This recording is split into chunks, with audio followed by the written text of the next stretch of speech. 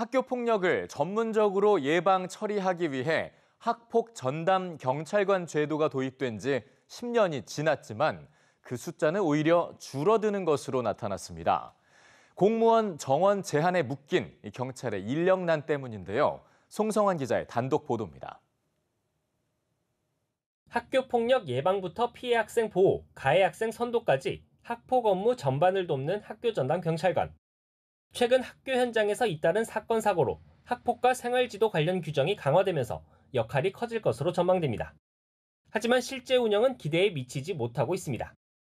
전담경찰관 SPO 정원은 2020년 1,138명에서 올해 1,022명까지 매년 줄었습니다.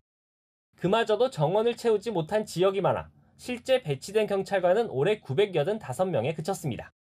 그만큼 SPO 1명이 담당하는 학교는 매년 늘어 3년 새 11.4곳에서 12.7곳으로 11% 증가했습니다.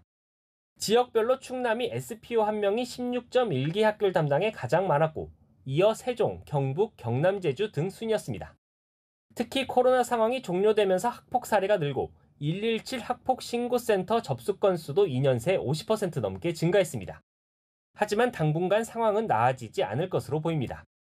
경찰청 관계자는 매년 SPO 증원을 요청하고 있지만 공무원 정원 동결기조 때문에 쉽지 않은 상황이라면서 최근 사회적 관심사로 떠오른 스토킹, 데이트 폭력 등 범죄에 SPO 정원이 옮겨가고 있는 실정이라고 설명했습니다.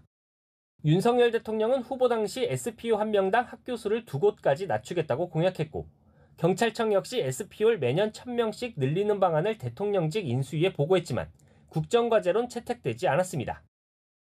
예산과 인력을 더 늘려서 학교 전담 경찰 1인당 10개 학교 정도를 담당해서 학교 폭력 예방 및 대처 활동을 원활하게 수행할 수 있도록 개선돼야 된다고 생각합니다.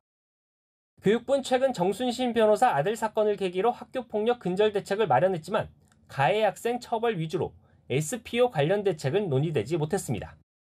또 개인정보를 이유로 학교와 경찰 사이 협력이 원활하게 이루어지지 않는 점도 풀어야 할 숙제로 꼽힙니다. EBS 뉴스 송성환입니다.